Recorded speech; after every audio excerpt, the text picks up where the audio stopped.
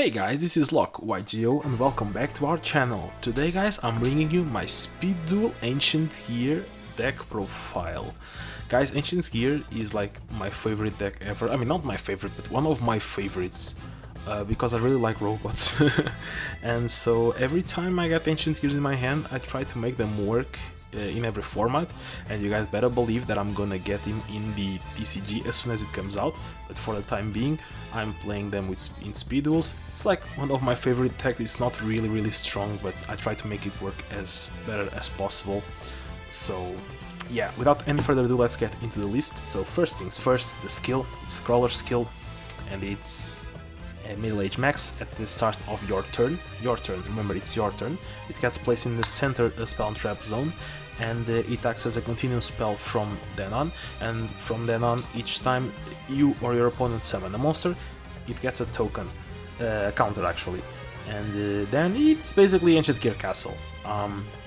Keep in mind that every time a monster is set, it actually fills up a counter on this card as well, so don't forget that, that's helpful.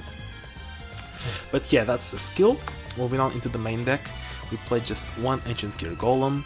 We don't need any more. If we could, we play more, but he can't be special summoned, unfortunately, so we only play one. Next, one tuned Ancient Gear Golem. This is a target that you bring with your Gear Town, either this or Ancient Gear Knight. It's a 3k. All the same effects as Golem, only weak point is that it can't attack the turn it's summoned, so keep that in mind. We only need to play one because you can recur him from the grave with Gear Town. The Gear Town says each time it is destroyed, you can bring back from deck, hand or graveyard, so if it gets popped, you can actually bring this back the next time you pop your Gear Town. Next we play double Ancient Gear Beast. This card is very strong, especially with Middle Age Max. It goes up to 2300, and it negates the effects of all monsters and destroys by battle, so that's very relevant and convenient against some specific decks. Next, the other Ancient Gear we play, Ancient Gear Knight. It's a Gemini. It's not very useful, but thing is, he's big, and he becomes even bigger with Middle Age Max, becoming a 2100, so that's very helpful. Next, still on the monsters, we play Triple Breaker. We play Triple Breaker because he's very versatile, and you can pop your own Gear Town with this bad boy, so keep that in mind. And finally, last monster, Drillroid, just to help with those pesky face-down monsters, or defense position monsters overall, the ones you don't wanna trigger by destroying by battle, you use this guy to get rid of them. That's all for the monsters. Now moving on into the spells, just triple Gear Town. Let's summon an Ancient Gear for one last tribute, and when it gets destroyed, you can special summon one Ancient Gear monster from your hand, deck or graveyard, but keep in mind that you can only bring on this deck at least Knight and two Ancient Gear Golem, because both Beast and Golem cannot be special summoned. And in this deck you have many ways of popping these cards, so yeah, it helps a lot. So double Cyclone, here's one of the ways of destroying your Gear Town. You select and destroy target actually one spell trap in your field and one on their field, so you can get your own Gear Town or even some other stuff. It's a versatile card as well. Next, one Night Beam for their own back row, because this deck is like, it's a beat down deck, slow, build up the board slowly. You need to actually get rid of their back row as well, because you want to play as much as possible and you don't want to get disrupted by their back row. One Hammer Shot for when you're behind in the game. This actually helps you clear the biggest monsters. Max your Golems will go is 3300 with Middle Age Max, so you need this sometimes to help clear out big threats on the field. And onto the traps, we play double Wild Tornado. By itself, this card just pops one face-up card in the spell and trap zone, so keep in mind that field zone doesn't work. But the secret effect is when it's destroyed while face down, mandatorily this card will activate and destroy one face-up card on the field.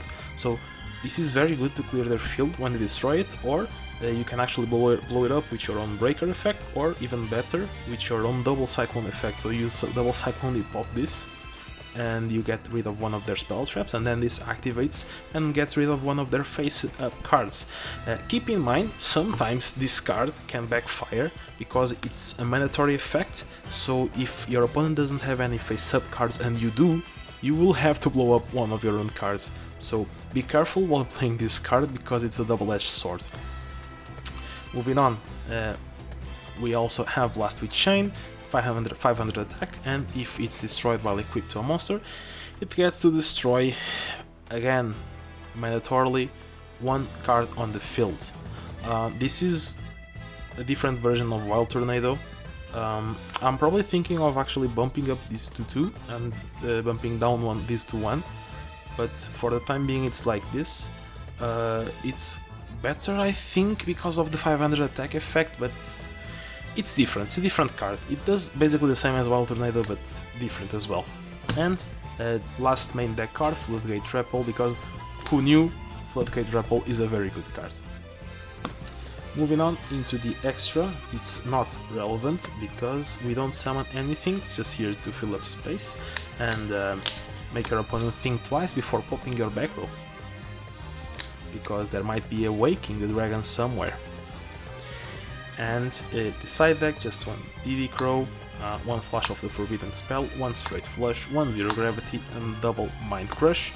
Apart from Mind Crush, which I think is mandatory in almost every deck as of now, at least in the side, this is interchangeable. You change your side depending on your local scene, so yeah, don't take the side too seriously, guys.